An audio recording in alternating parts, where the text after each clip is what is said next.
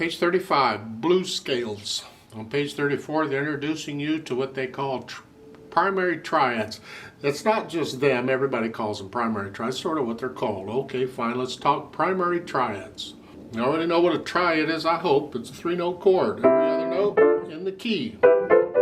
You also know that every note in a key, or every step or degree, whatever you call them, is numbered 1 through 7. In C major, 1, 2, 3, 4, 5, 6, 7. In G major, 1, 2, 3, 4, 5, 6, 7.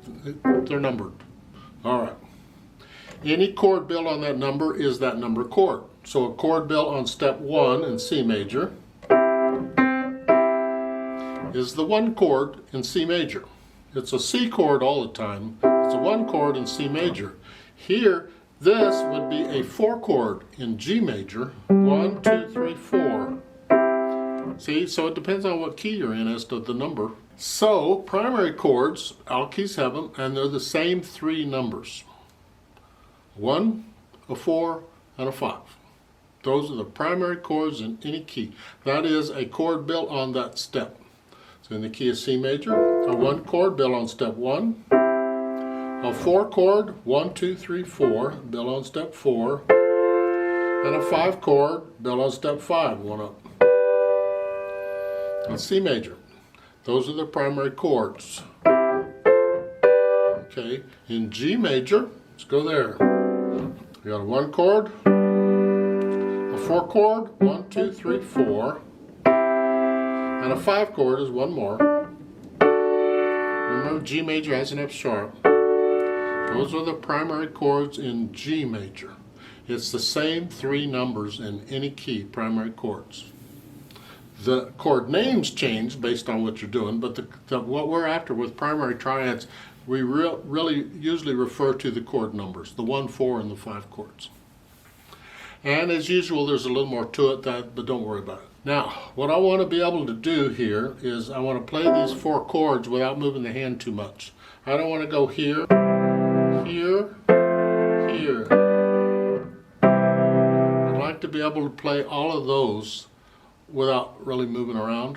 I'm going to come up here. Your hands can be anywhere, it doesn't matter. And most of the time you'll get this in the left hand. That's why at the bottom of the page they're showing you bass clef. You do it in both. So the 1 chord is fine, but with the 4 chord here, what I'm going to do is put the C on the bottom here. So I'm going from here to here. The C stays there. So I get the 1 chord and the 4 chord without moving around. And then for the 5 chord, what I want to do is I'm going to take the G and put it on top. So the C chord is here. Well, I take these 2 down 1, and I get the 5 chord. The G's in both.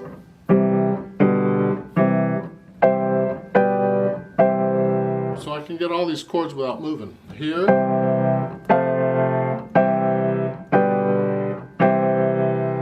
You get this chord sequence. A sequence is a series of chords. You get this sequence in a lot of pieces. It's a really important sequence. Sometimes it comes that way. Sometimes it gets, you just leave out the one in the middle.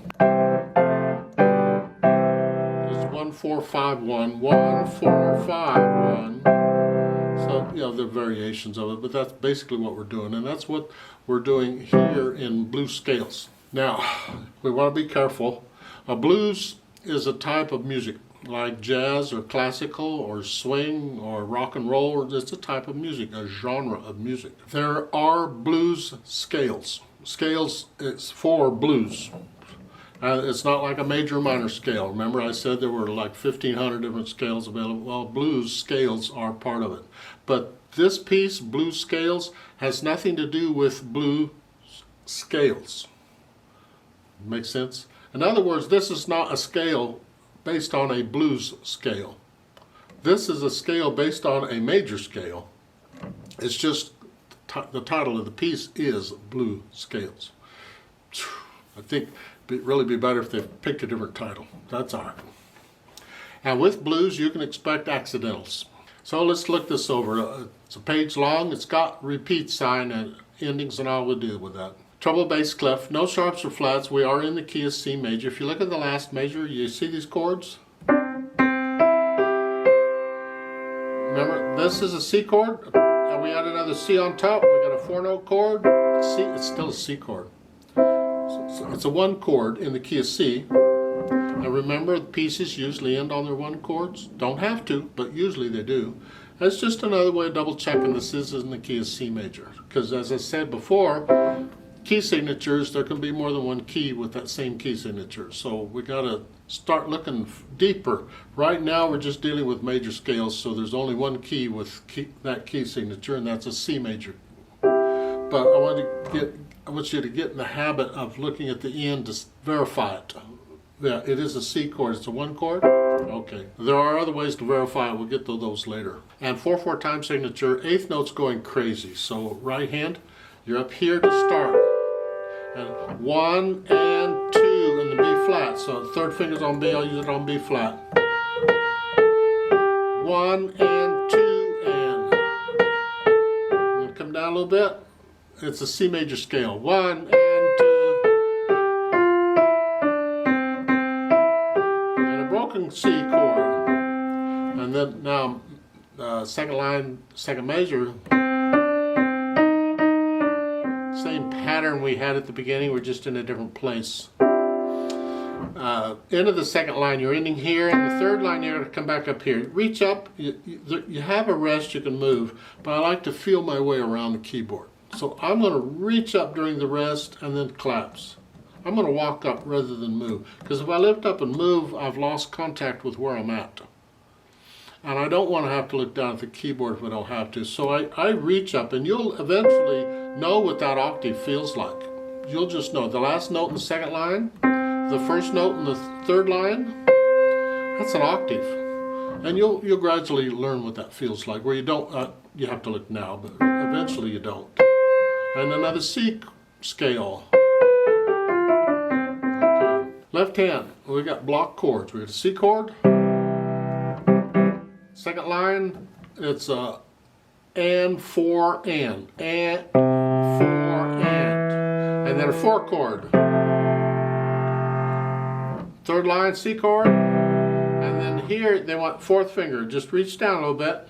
And 5 chord. That's why we needed 4, because we got to go here. And then last line is 4 chord. Just come up. 1 chord. And the last measure, the left hand plays the half note here. Okay, put the hands together. So what we got is this.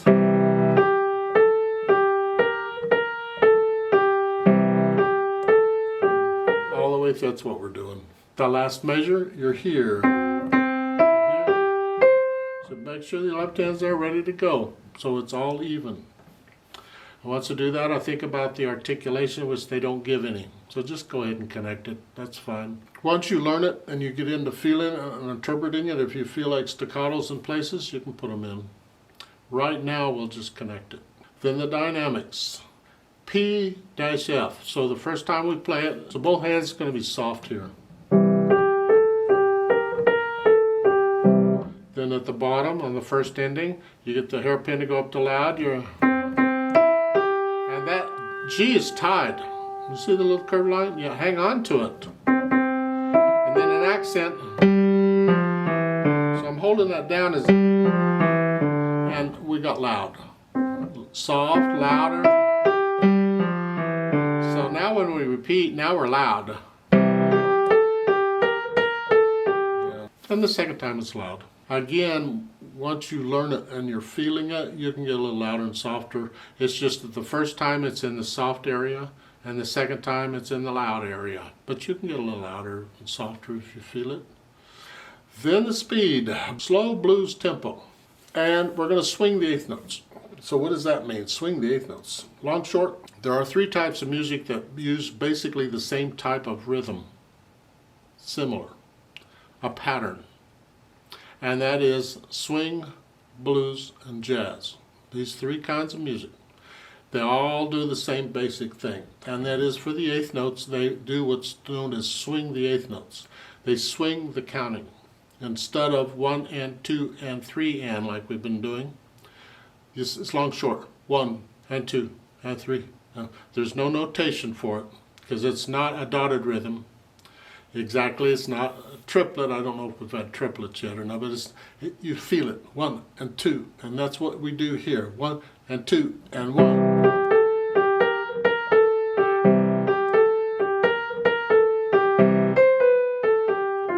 And all the way through. And typically, keep in mind that there's a lot of things in music people don't agree on. Typically, on those 3 kinds of music, you will automatically swing the 8th notes. They don't have to put a note in the music to tell you to do it. You would just do it. When I see blues scale as the title and it says a blues tempo, I'm automatically going to swing those 8th notes. Doesn't hurt to tell you to do it. If they wanted them played evenly, they need to put in a note, play evenly, or something like that to tell you not to swing it. Otherwise, I'm going to swing them. Now, just to make it more fun, when you swing 8th notes here, there is a limit to how fast or slow you can go. Because if you go too slow, it won't swing. Does not swing. It just ugh. And there's a limit on how fast you can go or it doesn't swing. That doesn't swing either. So it has to be somewhere in the middle, although you can have slower and faster ones and in the middle ones, but there's a limit. This is on the slower side here.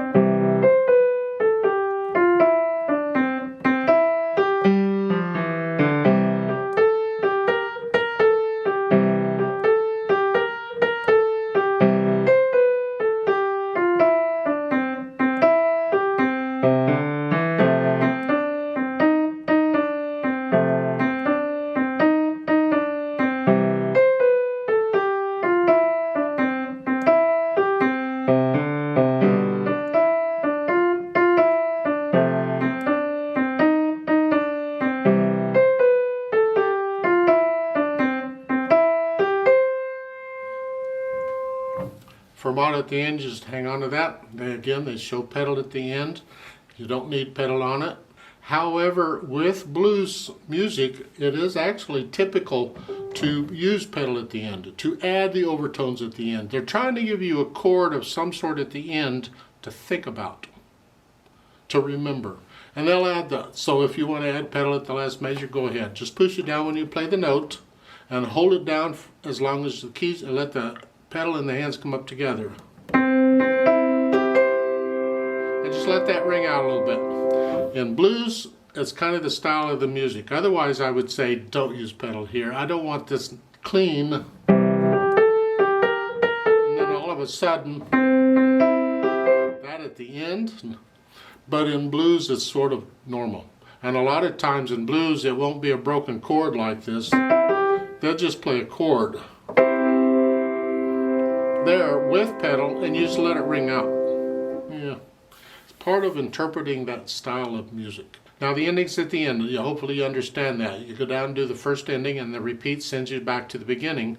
And then the second time you skip the first ending, because you only do an ending once according to its number. And you do the second ending and finish it. At the fermata at the end, I'll hold that 4 counts instead of 2 because I got to stay with a metronome. Otherwise, you just feel it. Let's play this together slowly and check the notes and the rhythms. I'm not doing the louds and softs. We will do the repeat, and we will swing the 8th notes. So I'll give us 4 counts. 1 and 2 and ready and go. And 1.